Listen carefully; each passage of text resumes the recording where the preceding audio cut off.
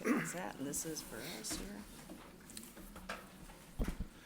You have to be patient. So. And you're reminding me to get this.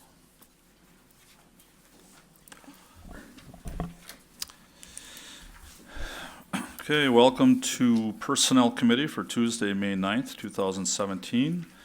I am Alderman Stoyer. We have Alderman Moore. We have Alderman Tom Duane, and we have Alderman Tom Slatic. We have a motion for the adoption of the agenda. So move. What? Okay, all in favor? Aye. Aye, all opposed? Passes. Approval of the minutes from the April 25th, 2017 meeting. Move approval. Okay. All right, all in favor? Aye. All opposed? All right. Number 4, consideration with possible action on request to transfer the contract for the physical therapist services of Michael Last from OST to ATI for Police and Fire Injury Prevention Program. Costs for this program are included in the 2017 Workers' Compensation budget with an additional $10,000 from a CVMIC grant. Joe? So it was written in here that the terms, the costs are the same. Are all terms the same? No changes to any of the terms in this? We are working through the majority of the key contracts, which are the same. Okay. The services of the last injury prevention program, as operated now, will work. Same service, same cost. Okay. Move to approve. Second? Okay. we have a- Question. Yes, Tom. I just want to make sure that we don't have any obligation to the firm with which we current contract. Can we just walk away from this? Yes, there was an escape clause specifically for this, I believe. Anyway, the way the contract was written, it was Great, thank you, Rick. Nothing else. Okay, so we have a motion and a second? Correct? Yes. All in favor? Aye. Aye, all opposed? That passes. Next, we have consideration with possible action on a request by Alderman Nicholson on combining the Green Bay Housing Authority planning with the Brown County Housing Authority and review the city's options, advantages, and disadvantages with this possible consolidation. Move to send staff. Okay, we have a motion? Second that. Okay, Are you saying send to the Send it to Cheryl. Okay. okay, we have a motion and a second. Any other discussion? Okay, all in favor? Aye. Aye, all opposed? That passes. All right, next we have consideration with possible action on request to approve classification and compensation study as follows. We need to take this individually. Okay, A, approve job classifications and pay schedules as outlined in the report. Chairman, I'd like to, just to get this going on and make a motion that we hold this up for 1 month. There's a lot of discussion that has to be had yet. I talked to Lynn Bowen about this. She's okay with it. There's just so many questions that are still out there. There's a lot of clarification that needs to be done. Some of this stuff doesn't belong in here. And so I think with time, about that much time, we can, people can better understand it. And, you know, we want to do this right. So that would be my motion. Okay, do we have a second for I'll, discussion? second that for discussion. Okay. And just wanted to clarify that none of these items are, again, time sensitive. They're not time sensitive at this point in time. I mean, at some point, if we're really looking at implementing something so that we can deal with it in the budget, in the July, August, September timeframe, we're gonna need to know what that looks like. But over the next couple months, we're fine. Yeah, we've got some time to deal with that. The only thing that I would request is that we do have the senior consultant with us tonight from Carlson Detman, who worked with us in terms of conducting the study, review and analysis of the salary grades. And I was wondering if we could take a half hour and run through his presentation, so those that are here can see it. And then we can, and I understand that, Alderperson Duane has asked that this be put on hold, but I'm just wondering if we could just do that this evening? That might be helpful in giving everybody the same information. I was up to kind of you. anticipating that tonight, Okay. and there are a number of employees here as well, Correct. and I'm just wondering if, some of them may want to be heard tonight, so. Sure, I understand. And we also plan on having employee meetings, which I'm assuming that the committee would still want us to go ahead with that. We're planning on having employee meetings starting next week. So we'll be going through some of the same information but also some other things, because they have questions on how they would move through salary No, schedules and things like that, so we would certainly do that. Okay. All right? Now, Lynn, wasn't there something as far as that you were meeting with some of these folks during this week already? Yes, yes, So- we met with the employee representatives, before the information was sent out last, Friday. And I've had a couple of meetings since then, and probably we'll have some others, because there's a lot of questions. It's very different from what currently exists. We want to make sure everybody understands that, so, Okay, yes. all right. Mm-hmm. Tom? If I may, can I make a motion to take A through E and the whole, it's all the same thing. I mean, I would second that. yeah, so we're gonna take 6A through E and hold it for 1 month. Okay, now we're still having the presentation though. Right. Okay. All right, we have a motion and a second. Is there any other discussion? Okay, all in favor? Aye. All opposed? Okay. And Because it's not in here, you know, Mr. Chairman, I would like to make a motion that we, how would it, because it's not on here, the presentation, so we gotta do something to get it, I mean, where's our attorneys? Yeah. We could just open the floor. Vanessa, how We do can we open do the this? floor. We could just open the floor. I'm talking about the I presentation, know, though. we can be the first speaker in this presentation. There you go. I- Is that okay? I don't want to do anything wrong. I would recommend that you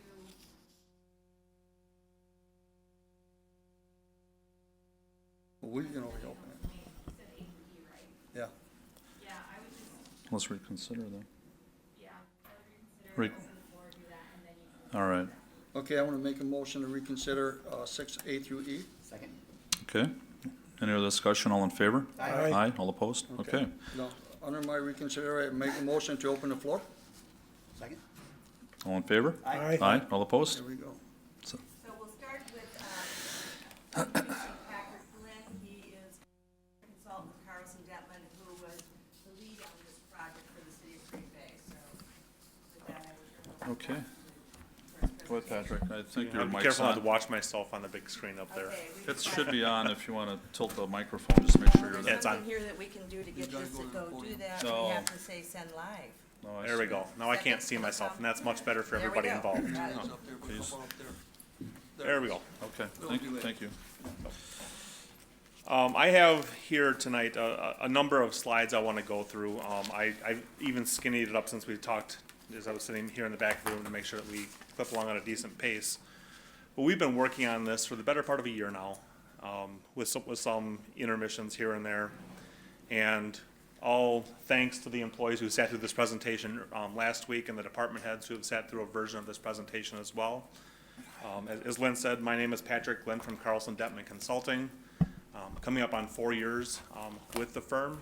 The 19 years prior to that, I served in the public sector as a human resources director in county government. Last 13 of which were spent directly to the south in Calumet County. And so the intent tonight is to give you a sense. Lynn sent out as part of your packet the report that they kind of got to the meat of what's being done, but walking you through kind of the behind the scenes and a conversation in terms of what we're doing and why we're doing it. And with our projects, there's 3 basic things we do with almost every single one of our compensation projects, and that is we measure, we review, and we recommend. We measure things such as the internal relationships, and in some cases, looking at jobs side by side that perhaps haven't been looked at side by side ever, or if not in some cases, in many, many years, as well as the external marketplace to which you're drawing comparisons, looking at things as it relates to the cost of your programs, wage and hour status, employee benefits, and then coming back with the recommendations, such as you have before you, relating to your structure, the policies in terms of how you progress through those structures, those sorts of things. But from your own standpoint, the question in terms of why are you here? There's a whole number of things, and I think, if you look at it, and we'll talk about the changing dynamic of the workforce, I think that's one of those things that every single, not just public sector employer, but every employer is gonna have to wrestle with what's happening with the changing workforce. As the baby boomers begin to exit and the newer generations of employees come in, there's a huge balancing act that's required in order to maintain competitiveness. From that standpoint, and kind of one flowing to the other, that a number of employers, in fact, I would say the predominant employers in the greater Fox Valley, and even as we go up and down the lake shore and across the state, have gone through the process of reviewing their compensation over the course of the last 5 to 7 years.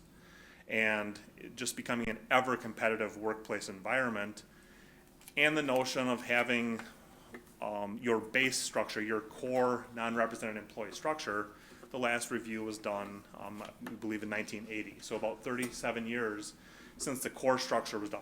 Now, as we'll talk, just because it hasn't been looked at doesn't mean it's completely out of line, and there's some good news that's as a result of this study, which I think allows you to begin to plan for implementation this year and being sustainable. But again, making sure that you have some internal alignment, looking at those classifications side by side, and then setting the stage for the future. Either allowing employees the opportunity for growth based on performance, or as you begin to look at departments and services as budgets continue to stay tight as we foresee, that allows you to have certain things, or at least a uniform schedule to help you with those decisions. So in terms of what we want to look at this afternoon or this evening is an overview of the process to date, in terms of what we've done from an internal equity analysis, as well as this notion of job documentation. And what does that job documentation mean to us? And the conversations we've had with the departments, we've had with management, we've had with departments again, and then as Lynn alluded to, we even had the opportunity to speak briefly with the employees last week and had a very fruitful conversation as it relates to some of the initial concerns or initial impressions. From a council standpoint, we've boiled it down to 4 basic policy questions. There's a number of questions that kind of come out of these projects, but primarily, what is that market of comparison? Who are you matching to? What position do you want to take in that marketplace? What type of a structure do you want to deliver to your employees? And then the 4th one, it's more of a practical question, especially when you start balancing the numbers, is how do you implement a structure and how do you sustain it moving forward, as well as outlining some of those next steps, and just even as the anticipated action in terms of laying it over, those dates will be a little bit tweaked, but still the steps will remain essentially the same. So from a workforce standpoint, we talked about the changing of the workforce, and I have a number of slides, most of which are hidden in the interest of time this evening, but this notion of the baby boomers exiting. We hear statistics all the time of about 10,000 baby boomers per day that are exiting the workforce. When I started my career back in the mid-90s, the millennial generation wasn't even a thought in terms of how are we going to deal with, what are some of the challenges, and now we're even seeing the next generation of employees beyond the millennials come into the workforce. And so again, it's just a constant, what's relevant to that grouping, and what are the types of things that we need to do as employers to do that. And as you can see, in 2015, the measurement is that millennials were equal to Generation X, and what we'll see moving forward in that right side of that chart, or right side of this slide, is that for the foreseeable future, the millennial generation will be the largest component of our workforce. And so, again, those challenges that certainly come with it. As we do our projects, every single project we look at what we call our age profile and our service profile.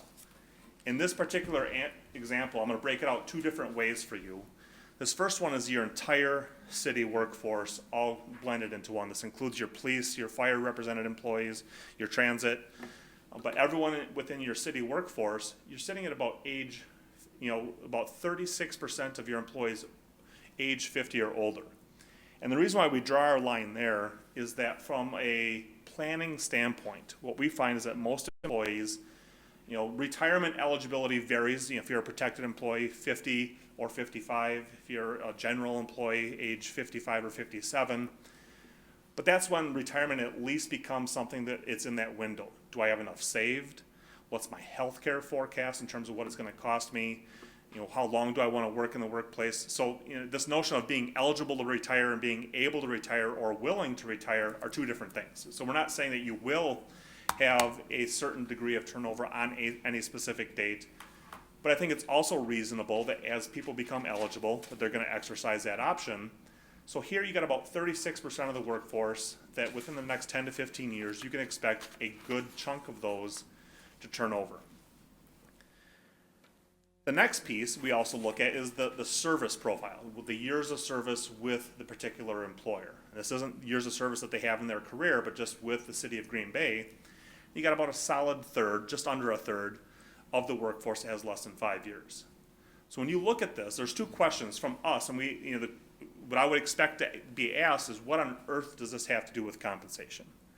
From the first standpoint, if you go back to the years of service, that question of, do you have salaries that as you replace those individuals are competitive in the marketplace? But also, and I would say equally important, is one of the strategies of dealing with the aging workforce is, to the extent compensation is a motivator. And there's a lots of debate about that, but to the extent compensation is a motivator, what can we do to keep these employees in the workforce a little bit longer and keep them employed so we don't have that massive wave of retirement? And from the years of service profile, less than 5 years, do you have a compensation structure, again, to the extent that compensation is a motivator, that will help retain those employees into those following brackets, 5 to 10, 10 to 15. The other way we look at this, and I think it's important for this conversation, is we also look at the age and service from the group of employees that's being studied. Taking out the protected service employees from police and fire that are represented on our union contract, well, those numbers tell a different story. And these numbers line up much more closely with what we see our other public sector clients, which is about half of the workforce is age 50 or older, almost 48%. And so again, the police and fire tend to drag down, the obvious point is that they tend to drag down the average age, or not the average age, but the age 50 to 55 by about 12%. Same notion, but it doesn't have as big of an effect on the years of service profile, which is about 35% or 35.5%. So about 4% versus 12%, when you compare the two. But the point is that you, like every other employer, and especially public sector employer, most of our clients, our public sector clients, I would say, average between 50 and 55% over the age of 50. We have some public sector clients where that's in excess of 60%. And so they will have to address. But you are in the same boat as, I would say, most employers in this workforce. And so again, the question is, what are we going to do in those situations? And it takes us to those 4 essential policy questions, the nuts and bolts of what we do and how we do it. So we talk about these market comparisons, the placement, the structure, and how you implement. And so when we look at it from the standpoint of market comparisons, that first policy question, we want to have good market data that's reflective of, and I put the marketplace in quotes because that can mean many things to many people. It can mean, what have you done in the past? Who have you compared to in the past? And that's usually one of the first questions we ask as we're working with clients. There's that sense of history that sometimes is valuable and sometimes we stray from it, but also this, who's close to you. So we talk about proximity, and also who is like you. And beyond that, who are you competing for, or who are you competing with for talent, or who do you want to steal people from? Those are all the types of questions we look at, as well as this notion of, does it vary by position? Is there a more localized strategy, perhaps, for your hourly jobs and more regional or statewide approach for your salaried positions? And in fact, that's just a little foreshadowing. That's indeed the approach we took with this process. But our goal is to have a sufficient set of benchmark jobs. When we design a structure for you, we want to make sure we have a solid representation throughout your entire workforce. And making sure that we don't have one single employer influencing the results of that data. That's why we like to see at least 10 employers in our comparable mix, usually in the neighborhood of 20 or more, just to make sure, again, that we're truly measuring a marketplace. And the good thing with our clients in the Greater Valley area is that there's a substantial number of employers that have very similar services, and we're able to do those comparisons, as well as we look down the lake shore as well. We look at data from relevant sectors where that data exists. If there is a private sector match for a position, we'll make that match. If there is no such thing as a direct analog to the private sector, we don't force it. So again, if it's readily apparent, we will use it. but it's only from reliable and valid sources, you know, that we pay for. Now, in the next slide, we'll talk about in terms of the sources that we use for our survey data. In terms of the public sector employers, you can see the Wisconsin public sector has an asterisk right behind it. And that notation is that depending on the type or level of position in the organization, for the hourly positions, we tended to cast a much more narrow net. And for the supervisory, professional, managerial, we cast a broader net in terms of the comparables that we used. From the other data sources, Bureau of Labor Statistics provides good data for certain positions, certainly not every position. Towers and Watson and Comp Data are two paid data sources that we subscribe to, as well as the Northeast Wisconsin Chamber of Commerce. They do a very good job of measuring a number of jobs that also align within your organization. So the long and short of it is, with I guess this particular slide, is that we've got a very good representation across the region and for certain positions across the state as well. In terms of where you land in the marketplace, and as of this writing right now, we have 63 benchmark jobs covering the better part of 250 employees, or about a little over half your workforce. Our goal is somewhere between 40 and 60%. It's nice when we see it landing right in the middle, just depending on the types of jobs and the type of organization, we might exceed that at times. But again, seeing half of the workforce tells us that we at least got a majority of the workplace covered in those benchmark jobs. We talk about the overall market index being about 93% for the benchmarks. That doesn't mean every single job is at 93%. You might have some at 87%, some at 110. But overall, that overall mix, and we'll talk about that in just a few moments here, you're sitting about 93% of the marketplace. Before we even walk in the door and are able to talk to you about, you know, where you stand in the marketplace, there's a number of things that we needed to do. We have everything. The source of everything that we do is job documentation. The job documentation that we use in terms of original job documentation is the JDQ, the Job Description Questionnaire. If you've worked with other consultants in the past, it might be a PAQ or a JAQ. But it really allows employees to delineate what they do and some of the other crucial elements that we review. They're able to document that. And every single classification that we reviewed had a JDQ that accompanied it as part of this process. We also supplement it with job descriptions, tables of organization, management interviews.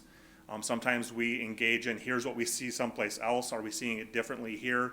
So there's a number of things that we use to supplement that job documentation, but it allows us to do the necessary analysis either from a wage and hour compliance, making sure we're comparing job duties to job duties and not job title to job title when we're crossing into the survey marketplace. And then that last piece is that we are then able to use that job documentation for job evaluation purposes, allowing us to sort the hierarchy of the organization. So for us, navigating through that process, the first thing that's so important for us is that it removes individual performance. It removes the personalities or any other biases that might be involved, that we use a formal process. It's called point factor job evaluation. It's based on the documentation. We've used our job evaluation system in hundreds upon hundreds of clients for thousands upon thousands of jobs over the course of the last few decades. With our public sector projects, and as I close down this evening, I'll talk to you in terms of what an appeal means. But with our public sector projects, we tend to offer an appeals process because it builds that final layer of integrity into that process. But in terms of the types of things we look at, I'll keep it simple from the standpoint of there are 5 main factors. Each one of those 5 main factors has sub-factors. All of them have 2, one of them has 3. And we look at things like the thinking challenges and problem solving the employee is engaged in. And with those thinking challenges and problems, what are some of those decisions and the extent of those decisions across the organization, the interactions and communications that they're involved in, as well as the control or effect on the flow of information or data in the organization. We talk about the work environment. the hazards to which employees are exposed, as well as the physical requirements of the job.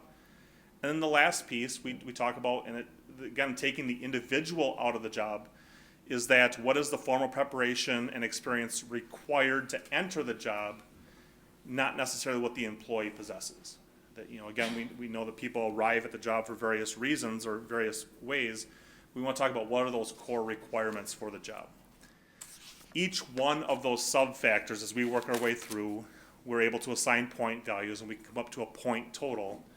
For example, we could arrive at a job and say this is 722 points within our scale. Every single one of those 63 benchmark jobs, actually, let me rewind. Every single one of the jobs has a job evaluation score, but for purposes of us building a structure and a recommendation for you, every single one of those 63 benchmarks are then plotted onto a chart. And so what you see here, if you counted, and there are some dots that are on top of each other, but there are 63 dots. Each of those representing a benchmark job, and we plot it according to job evaluation score across the bottom axis. And as we work our way up the y-axis, the current hourly rates of pay, or the current midpoint for those grades. And so what we're first able to look at as we're analyzing your current structure is, as it currently stands, from the way we view things from a hierarchy and the way you have historically viewed things from setting your compensation, is there a relationship between what we're seeing in job evaluation and pay?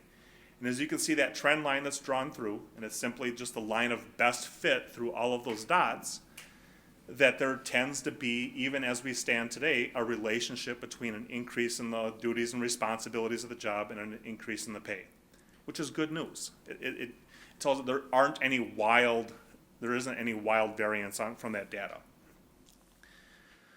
Once we've done that, we can begin to have the conversation of, well, now you know where you are in the market, where do you want to be? And that's kind of the whole crux behind question 2, is where do you want to position yourself? What are your priorities? The reality that we find, again, primarily, and not just exclusively, but primarily with our public sector clients, is that you can't pay too high. Either you can't afford it, or there's a public expectation of controlling costs and controlling pay. You can't pay too low, because you won't be able to recruit or retain the employees that you need for the workplace. And so it's finding that sweet spot someplace in the middle, usually an average or a 50th percentile or a median, same thing. And again, the notion of, and what we've heard from time to time as well, we're the 3rd largest city in the state, does that factor into it? I think as we talk about things and taking a reasoned approach, I think being competitive in the marketplace is your first stretch and your first conversation as we look at this. We often get the question of, well, what about benefits? Do benefits matter? And I will tell you that they absolutely matter. But to the extent that you have to have a competitive compensation structure, you have to have a competitive benefits package, and both of those questions, even though important, are probably separate questions. And the other observation, as we've had an extensive conversation, that the work that you've done over the course of the last 2 to 4 years as it relates to Health 1265 and the redesign and the constant review of how do we approach employee health care and not only improve employee health but also curtail health costs, you've done a lot of heavy lifting. And so coming forward with any major recommendations for cost shifting or anything like that, I think would probably be premature, and I think is also one of those things that you've got a pretty decent pulse and you're engaged in fairly regular conversations as it relates to that. So the next piece, and you can see it shows up on the big screen a little bit better than the small TV screens, but you'll see that another graph, same 63 positions, there are 63 dots on that screen, same job evaluation score, but what we swap out on this graph is instead of using your current midpoints for those ranges or those positions, we're using the market pay that we arrived at as part of our analysis. And what you can see is there's a very faint gray line below that black line, and that is just simply the line from that prior graph. So that's the comparison between where your marketplace is and where your current midpoints are. So you can see, again, there tends to be, it's a V shape. And at the top, certainly there's much more disparity from the market to where you are right now. But by and large, everything's relative, but relatively competitive with some concerns as you look at the top end of the structure. You'll also see two things on there. I'll talk to one of them right now. You see an equation y equals. You also see an r squared. The first thing, not the first thing, but one of the things that we do as we're talking about do we have a good set of benchmark jobs is that r squared, the correlation coefficient, does our job evaluation system begin to describe or explain the variance off that line? And to the extent that we're about 96% confident that that indeed is the case, there are certainly other variables that come into play. But by and large, if I were working on any, in fact, this is a fantastic number, that we feel confident that we can use these benchmark jobs to then begin to design a pay structure for you. We'll talk about the equation in just a couple moments here. That third question, in terms of the structure, and there's lots of conversation that went into in terms of the type of structure that you offer and the balance that goes on with that. So again, the same graph, I just took out that gray line because the purpose that we're doing here is how do we design the structure for you? And using that equation, that y equals, all that equation is a slope of that line of best fit through all of those dots.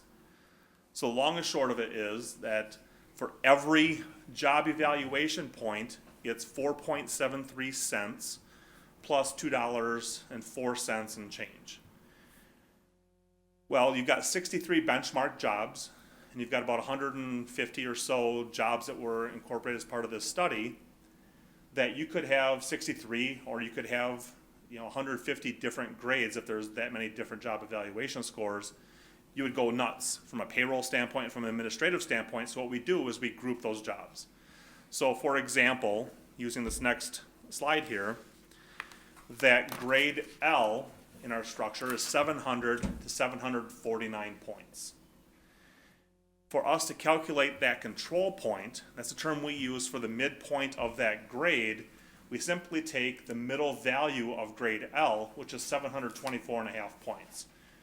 The example I give to you here is simply, I have a job that rates at 722 points. Well, it fits in grade L, so let's calculate grade L. You take that 0.0473 times 724.5 plus that $2.04 and change, and it comes up to 36.31. Well, one of the frustrating things as I'm presenting to you is that there's a slight difference in the graphing feature of Excel and the actual formulas, so there's a 3 cents difference. But the point is that of all of this is that there's indeed a method to our madness. We're not pulling numbers out of the air. We're letting the benchmark jobs and using reliable benchmark data and then calculating that structure in a methodical manner. And so we repeat that process for every single grade that we have in the structure, and that ultimately gives you, kind of hard to see on the TV screens, but if you look here, you can see step 7 being the control point. Step 7 is that midpoint, and that's the calculated range for, or the calculated midpoint for each one of those individual grades. You can see that the recommended structure as we move forward has steps, 7 steps, a start, and then all the way up to the control point. And then beyond that is a performance range of 15%. So balanced of 15% below and 15% above the marketplace. And the question we get, and I would fully expect to get it here, is why on earth would we pay above that marketplace? If you're giving us a market rate, why do employers pay more than the market? I just use an example here because I think this is something that we see quite frequently. If I were in a human resources capacity, that my goal, the goal of any human resources, and it should be of any department, is to hire as low into the range as possible. It's not always possible. You hire people with experience that sometimes if they bring 2 or 3 or 4 years of experience to the employer, you give them consideration, otherwise you lose out on perhaps a good employee. But that target range, a good target range, is probably those first 4 steps. Unless they bring something fantastic to the table you just can't turn down. Our goal is to have those middle steps, 5, 6, and 7, be that more or less that competitive range where we have much more certainty that we're competitive with the sweet spot of the marketplace. And that performance range really allowing you to be competitive throughout the entire marketplace. You know, for example, if I've got a job and I've got 20 matches in the marketplace, it's the market rate for that is $20 an hour. I might have some employers out there paying 25. I might have some employers paying 15, and then a whole bunch of values in between. So again, having that structure being wide enough to allow you to be competitive throughout the entire marketplace and not just that first portion of that lower half of the market. But I think also knowing that having an upper bounds does have some value from the perspective of, I use things such as, the upper end of the market, the premium for institutional knowledge. Having people hang around long enough where you deal with an issue but once every 5 or 10 years, being able to ask them the question, what did we do 10 years ago? And being able to have the people stick around to do that, as well as providing some incentive for continued performance. So we talked about the design, we talked about the competitive needs, but I also think it's important from our standpoint, in many of our private sector clients, they have dedicated compensation staff, where that's what they're talking about, if not every day, certainly on a very frequent basis, and going through and updating those market rates, where public sector clients tend to look at these, from a market competitive standpoint, every 3 to 5 years, going back through and measuring the marketplace, unless there's a particularly tricky job, is that you don't need to go through these processes as frequently if you have a wider range. That you have some ability to be competitive throughout that time period. I just give you a graphical depiction. Just sometimes it's a little bit easier to see. When we talk about the different types of pay structures that we would talk about, step structure tends to be much more known as, I think, more of a traditional model where people progress through the steps. But they do tend to be a little bit more narrow in their design because, again, you're not necessarily incentivizing or expecting the same level of performance for moving through that structure. The performance-based models, I will tell you, of our 70 to 80 public sector clients, there's only a handful that actually employ a full performance-based model for all of the complexities that go along with trying to administer that. And what we look at is a combination or a hybrid or whatever you want, but it's a combination of the step-based model and the performance, and this exactly as we're recommending here, is steps to that control point. So what you talk about with an employee coming into your organization is that our goal in a regimented and predictable fashion is to get you to that market rate. Every year, assuming that you meet expectations of the job, you will move along until you get to that control point. Any movement beyond that control point is predicated on your performance and contribution to the organization. That's usually the good trade-off we find, especially as we start working with our councils and with our other personnel, that you are at least acknowledging that you have some obligation, and obligation is a strong word, but desire to get employees to that market rate, want them to be competitive, but again, that notion of getting beyond there based on performance. So from a recommendation standpoint, again, reiterating a few things here, that you're sitting at 93% of the overall marketplace, but there are fluctuations for individual positions, and that's very important to remember. We're looking at basing your structure on the 50th percentile, or the average for calculations.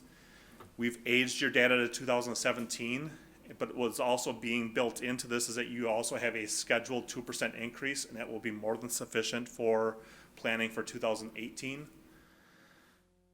The structure, again, as we hinted at on the prior slides, is a combination of a step-based and a performance, and again, that clear path to control point to performance thereafter.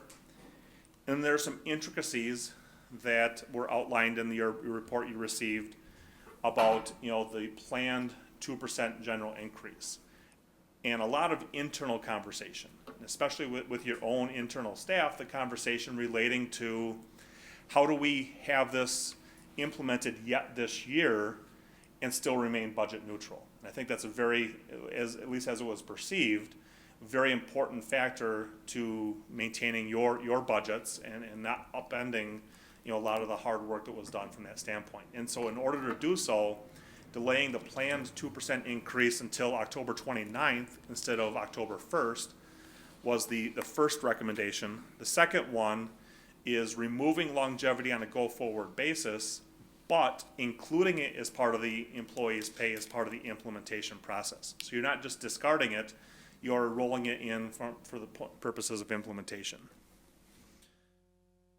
So in terms of what's being proposed and how you actually put this in place, and we'll get in the weeds a little bit here, is that I put the word current in quotation marks on purpose, because current means that it's the rate of pay on October 29th, including the longevity and including the planned 2% general increase. So the employees would still get their 2% increase, and then that would be the rate that you would use to implement the new structure. The one thing, and this is something that occurs with all of our projects, with very rare exception, that it doesn't necessarily take the employee's years of service into account. It would be fantastic if you could. I think even if I look at here, you're talking about, as opposed to having it budget neutral, it would be a significant financial cost to the city that I don't think you could necessarily afford with some of your other budget constraints. So those employees, if you remember, you have two ranges. You have a step range and you have a performance range. Those employees who would fall in the step range, so if they look at it and say, well, my rate of pay is $22 an hour, and the step below me is $19.50, and the step above it is $22.05. It's a step that is equal to or provides an increase in pay. So they would go to that $22.05. And so it's just a matter of finding and slotting yourself in that schedule. If I'm in that performance range, the placement is my current rate of pay. There's no additional adjustment. It's that rate of pay adjusted by my longevity and that 2%, but there's no additional movement. Employees who are above the maximum, and there's only a couple, 2 or 3 employees who are affected by this, which is, I will tell you as a side note, that is almost unprecedented. It's good news it's not good news for the individual employees, but from overall, that we're not sitting here with 2 or 3 dozen employees who are affected by this, and it's only by a fairly small amount in terms of what those red circles, and would most likely be erased even with the 2% increase in compensation. But the point is that their rate of pay is frozen, and any future increases don't get added to their base. It'd be provided as a lump sum. And I know the HR department included a little bit more detail in terms of their implementation recommendations as it relates to that. The point of this slide, and you have this in the report that was sent out in advance, but the long and short of it is, first of all, the savings and the implementation cost essentially make this, by delaying that 2%, budget neutral for 2017. So setting the stage in terms of for your planning and the way that you look at this, that there's no additional money that's needed to be able to afford the structure. And that's where you also see the notation that if everyone was moved to the control point, it'd be about $1.3 million as opposed to the 36,000. In terms of the distribution of those increases, in terms of the number of employees, I think some of these, as with any document, and as with any set of numbers, even with the age and service stats, the precise moment that you publish it, it's out of date. People come, people go. I believe one of the 10% or higher increases was erased with a movement in steps just last week. And so the point is that this is just meant to illustrate kind of more or less what's happening in this structure.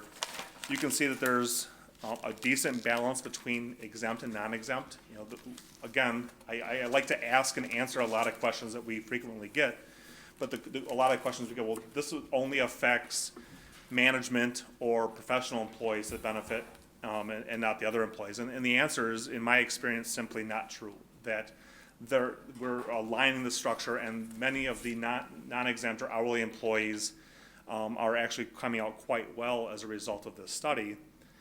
And so if you look at just the distribution, there's a number of, there's only 3 employees who are currently over the maximum, to the tune of about 15 cents. And like I said, that will correct itself very quickly. In terms of how employees move through the structure in future years, that in order for this to work in some sort of organized fashion, all current employees or existing employees their movement date is reset to October 29th. So next, assuming this gets adopted, next October 29th, they would be eligible for a step or performance advancement. And then if you have new employees come on or an employee transfers to a different position, then those dates would be altered to their anniversary dates or their transfer dates. Every single movement, both step and performance, will need to be required to have a written performance review and recommendation by the department head. And there's different criteria as we work our way through here. So movement for step increases. The employees are eligible to move to the next step increase, non-exempt or exempt, if they meet the expectations of their job.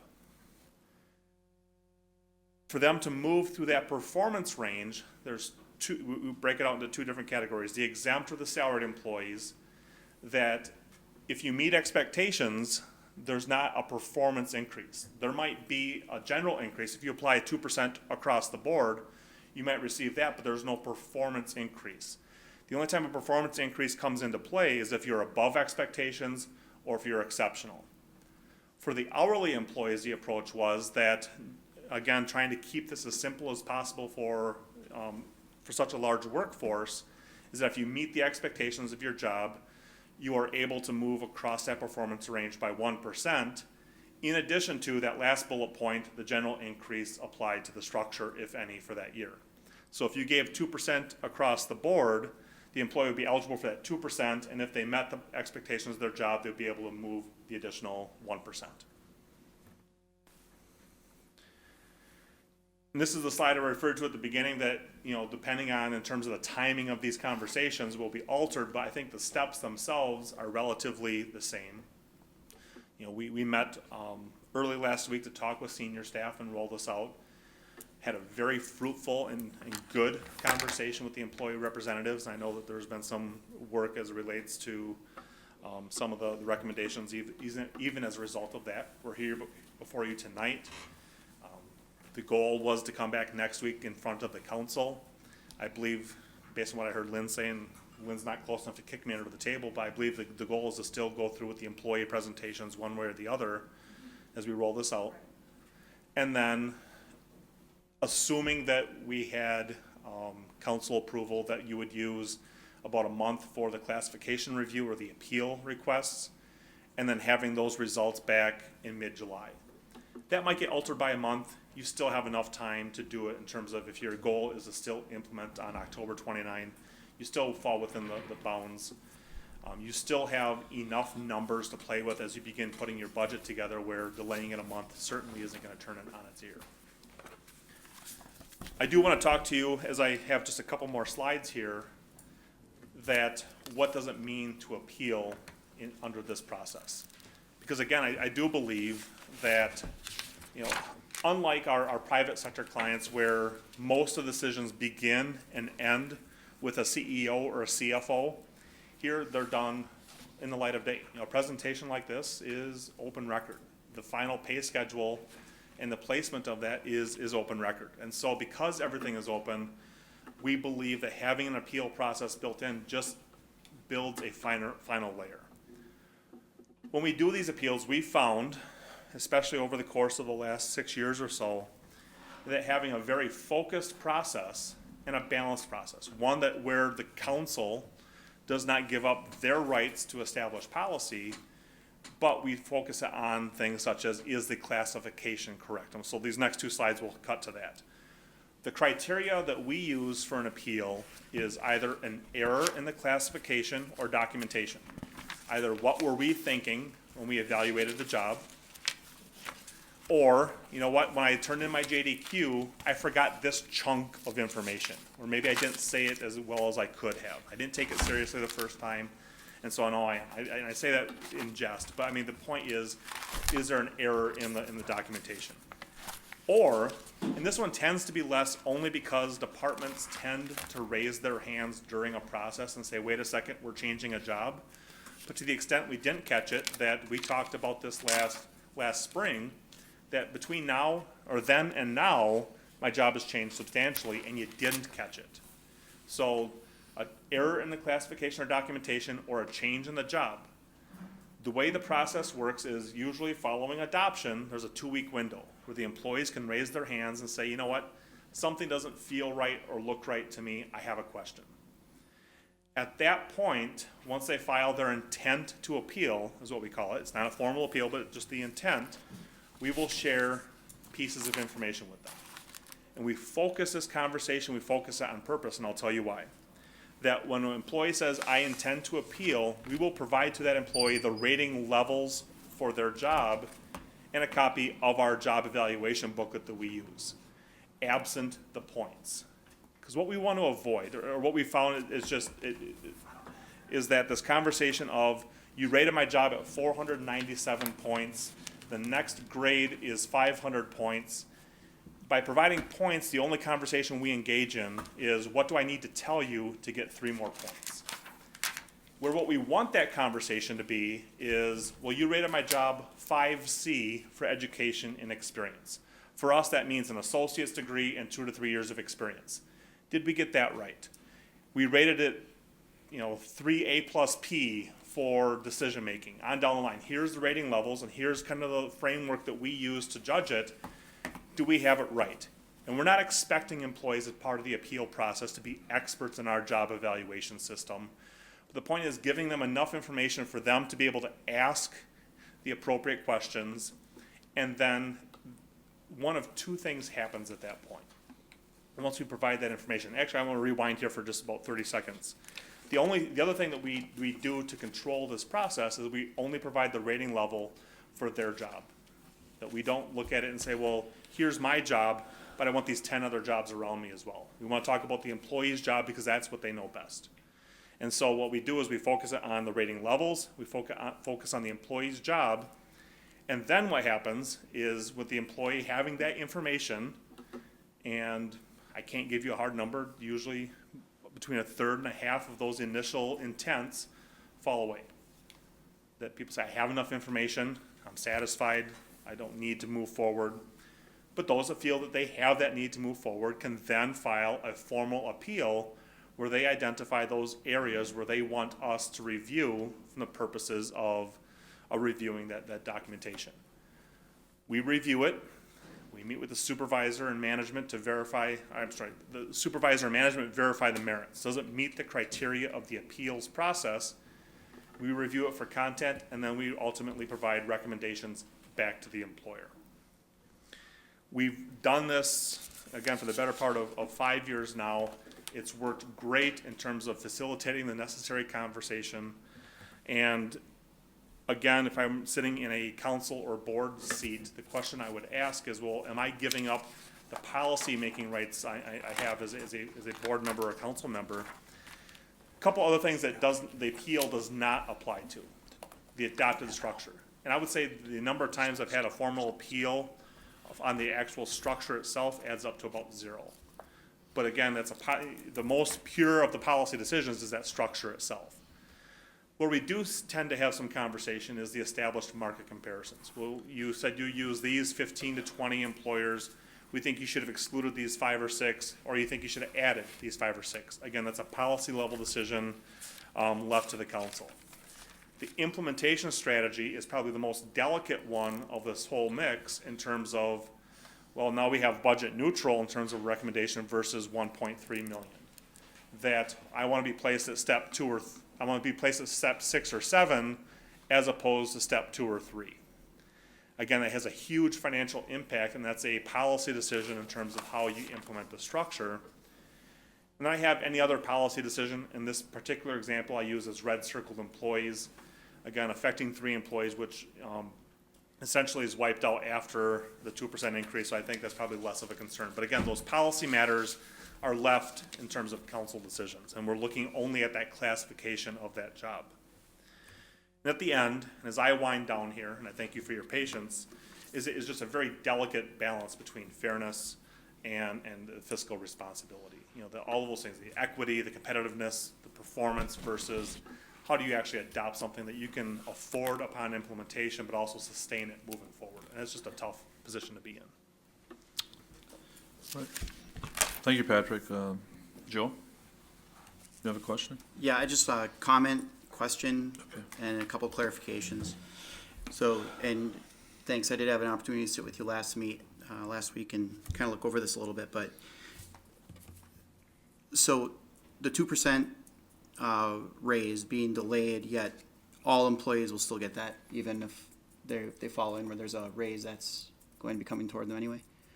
Okay, and then no eliminated positions? None of this study involved consolidating jobs and eliminating any positions? We might deal, as part of our projects, and I think it's very clear, or very important as we do these projects, Right. that we might talk about job titles or consolidating job titles, but we're not doing do you have too many or too few bodies? If we did that at the Okay. same time, I don't think we'd have any employee participation in this process because it would be suspect. Sure. No pay decreases? You'll never get that recommendation out of us. And then there's a zero budget effect for 2017. Have we looked at 2018, what this effect would be? Or could we get that information? I did, and I don't think I brought it with me, but, yes, we can certainly do that. Okay. And then the only other thing I just kind of wanted to bring up, so like me, even myself as a kid growing up in the 80s and 90s, everybody from my grandparents to my parents said, get a government job. And it used to be, you'd get a college degree and you had a 40-year career, and that's what it meant. But now with the percentage of the millennials that are in the workforce, as I was reading into this, a millennial with a college degree will have 4 different jobs in their first 10 years. So how do you take that into consideration when they're early in the career to get people to stick around? Is it incentivized through money, or is that just not really considered that a millennial is going to I think the bounce things around? that, and this is, we've done a lot as an organization, as a firm, of talking about what really motivates employees. And there's some really good books out there. Daniel Pink, Drive, Dan O'Reilly, Payoff, in terms of, is money a motivator? And if you've got your compensation structure competitive, that's the key factor, is having a competitive compensation structure. But there are so many other things that really drive this notion of getting employees to stick around.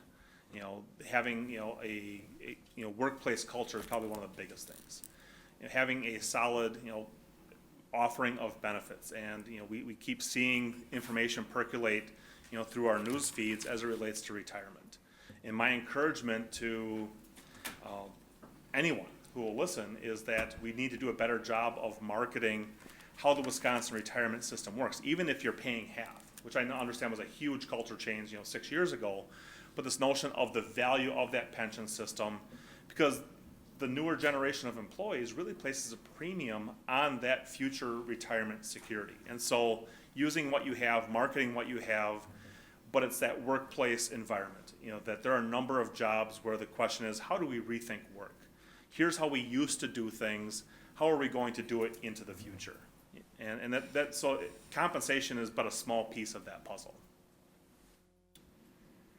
Bill, anything else? That's all I had, thank you. All right.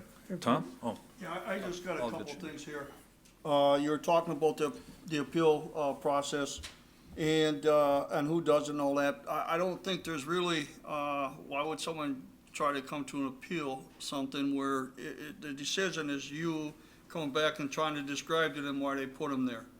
I think if you're gonna have an appeal system, you can take your part of it with whatever our Director Bolin has and bring it to the personnel, listen to both sides, and we should determine whether or not the due process was done properly. Because I know, I've been here 12 years, and I can tell you one thing.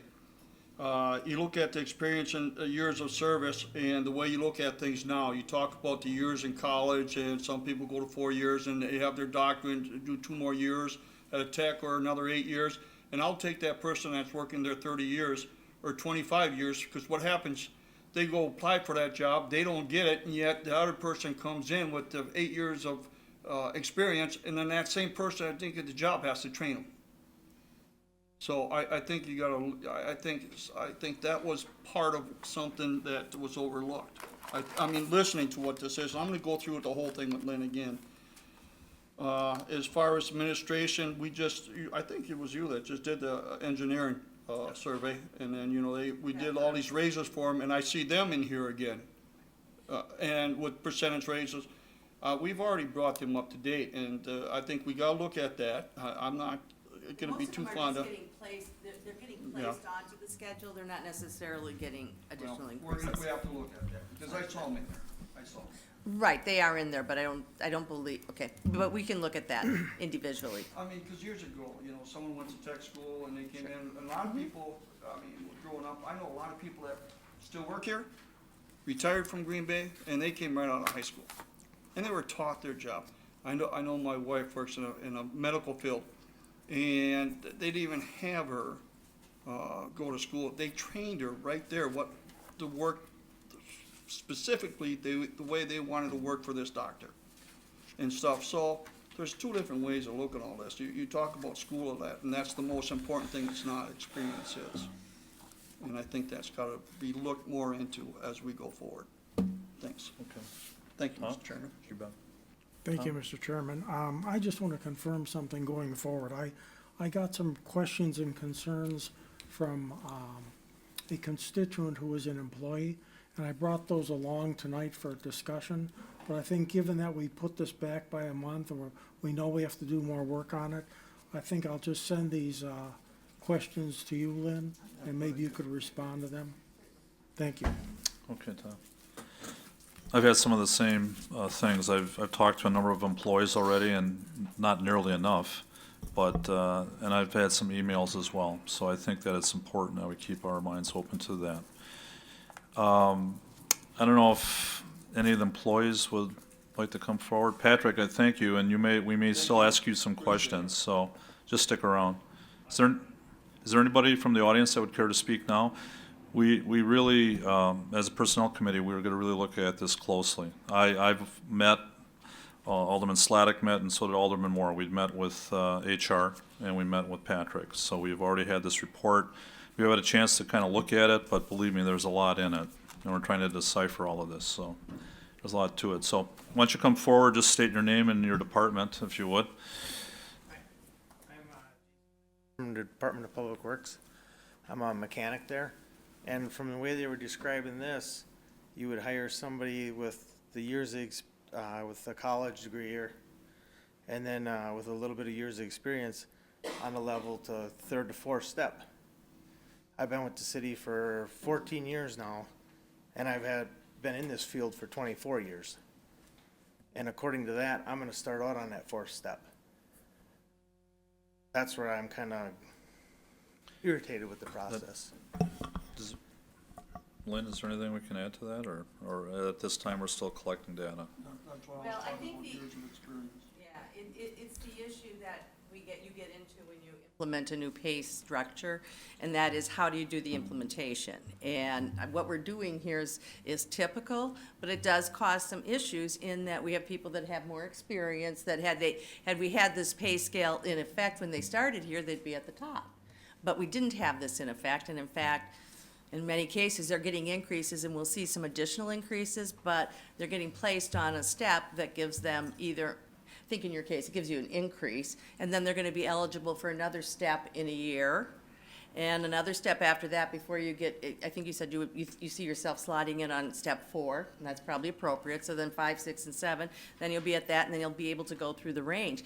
But if we were to take him, along with others, to that control point, it would cost us about $1.4 million. And that's, makes it almost, it puts it almost out of the, prices us out, a bit out of the market in terms of what we can do with it. I mean, budgetarily, it would be costly, but we could certainly, Okay. So we did, because we did cost what would happen if we took everybody to that control point. Does that help for now? I would suggest that any of the employees that would want to contact Right. any of our committee members to please do that. And could I also add that even though we look at that step 1 through 4 as potentially being the area in which we'd hire somebody in, we're gonna be very sensitive for the next few years of the fact that we have employees that are moving through those scales. That will probably, to some extent, restrict us more than we'd like it to. But we are gonna be sensitive to that because of because we do have others that are gonna be on those scales and not at the top. Is there anything else at this time? Otherwise, we'll keep an open mind. I would just like to see that a lot of it step up, because right now, in certain positions, you have a lot of guys that are thinking about, in my department, thinking about moving on because we're not up to them scales. we're not in that spot. And it is a big deal. And Okay. Well, I'll consider all of that. so. I think one of the things that, I won't say concern, but, I know that, Lynn, you had talked about that each of the employees has their input into this project, if you will. And just the consistency with that, I would like to just know that it was across the board. Everybody had an opportunity to weigh in, and I don't know if there was any pressure that they may have felt to put things in, or was it just an open process?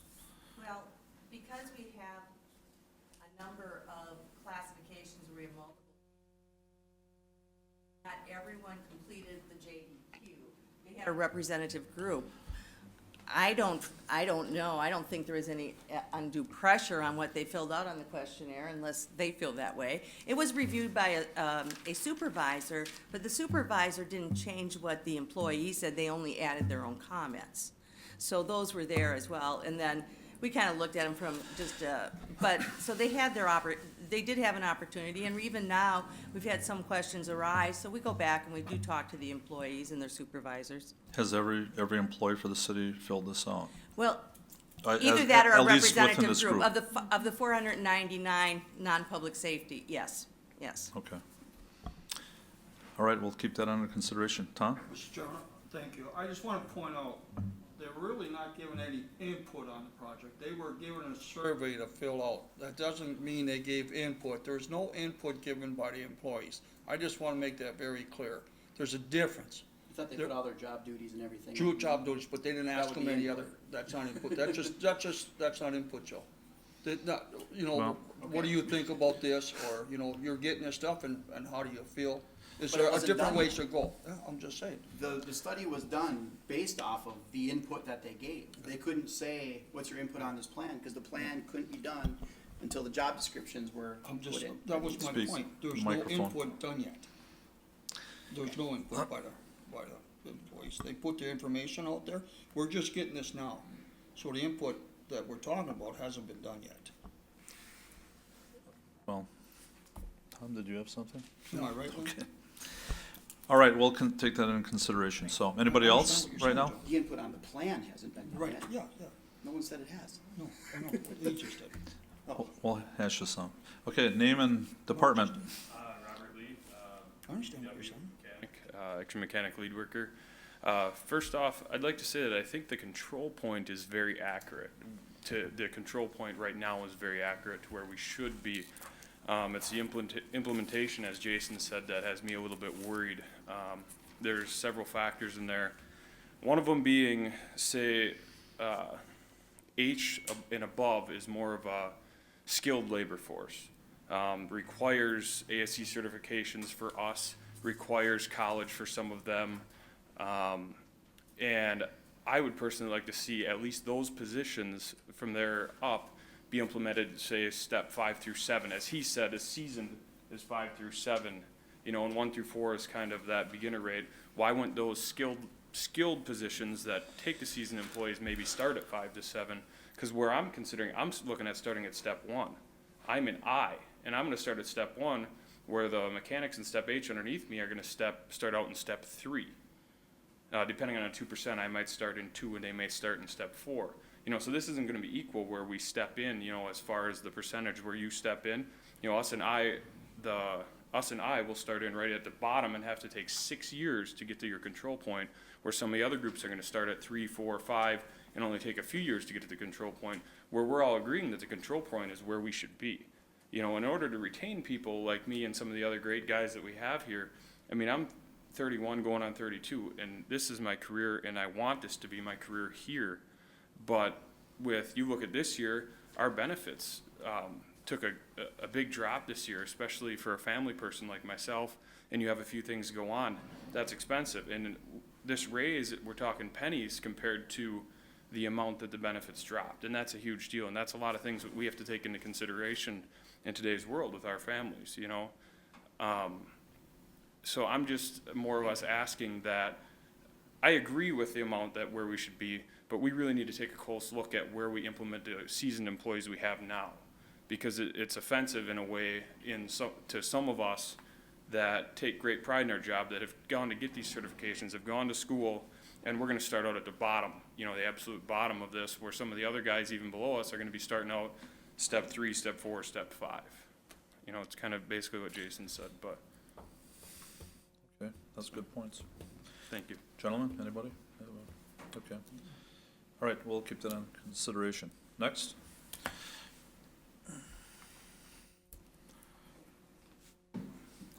Hi, I'm TJ Perrins. I'm here representing the Parks Department employees. First thing we'd like to say is, number one, we agree with Mr. Dwayne and what he had said. I think if there's going to be a challenge process or an appeal process, you are the decision makers, you are the policy makers as to where yours should be, and you should have the final say. And I think that should be the final place things should go. But if we look at this distribution of increases for placement on the schedule, no increase, you have 204 employees, which is of non-exempt hourly employees.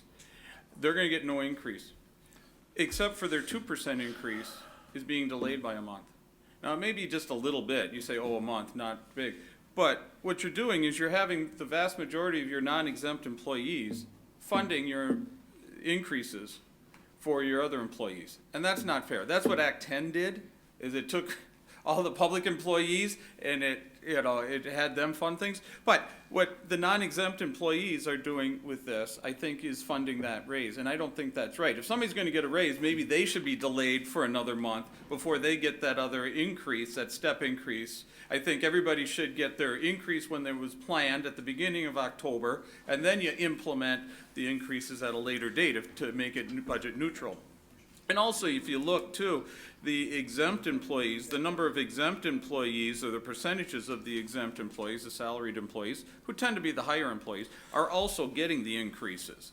So what it kind of looks like to your employees, your non-exempt employees, is, oh, we're getting our raise delayed so that the exempt employees can get their raise. And I think it's sending a bad message to your employees to consider that. And that's just something to consider at this point. So we'd like to bring that out at this point. Okay, thanks, TJ. Lynn, was there anything, I mean, with that date that was chosen, October 29th, I mean, is there any? Any magic? Yeah, to that. The only magic to it was to try and find some way to make it budget neutral, okay? So, started looking at what would happen if we did a delay on that. That is the only magic. You know, we can look at other combinations of things too. But the only magic to it was to try and find something that was budget neutral. Obviously, that's a decision, and you probably will want me to cost some things differently, which I can do. We can take a look at those too. So it really is to, you know, it was done to, and I understand the delay, and I've heard that a few times in the last few days. And so I do understand that that is a concern. At the same time, there's some long-range effects, but, you know, it's hard to balance those things when you're sitting there, and I get what happened a few years ago. So, you know, it's Okay. certainly, you know, we can look at other combinations of things as well. Well, we will look at that. Tom? Yeah, and I was gonna talk to you about that, Lynn, because we already budgeted for that.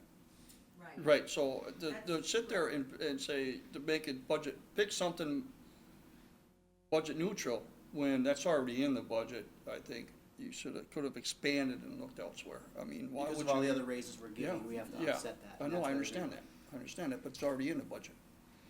Not the raises. October 1st? The 2% is, but not Yeah, that's what I'm all the saying. raises for the other 275. Well, we didn't approve those yet. We didn't approve them, Joe. It's a recommendation or suggestion for you There's to a take lot a that's look not at done it, yet, to Joe. figure out how we can get this implemented in 27. And I do understand, and I know that, I know there's 104 employees, there's 41 on the other side, I didn't really run. I get that that's what happened. Yep. Okay. And I know they don't get an increase this year, but they will be eligible in a year for, if they're in that range, for a percentage, and they're, so. Yeah, they understand Yeah, that. I It's know. just the message, I I know. think, just the interpretation of the message it's sending is not being well received. But we did also want to say thank you to the committee for delaying this. We just got this on Friday, and we haven't been able to go through it. And we do appreciate you taking the time and allowing people to go through it to give their input. That is very well appreciated. Thank you. Thank you, TJ. Okay, anybody else? Okay, Move to return to regular order. okay. Do we have a second? Second. All in favor? Aye. All opposed? That passes.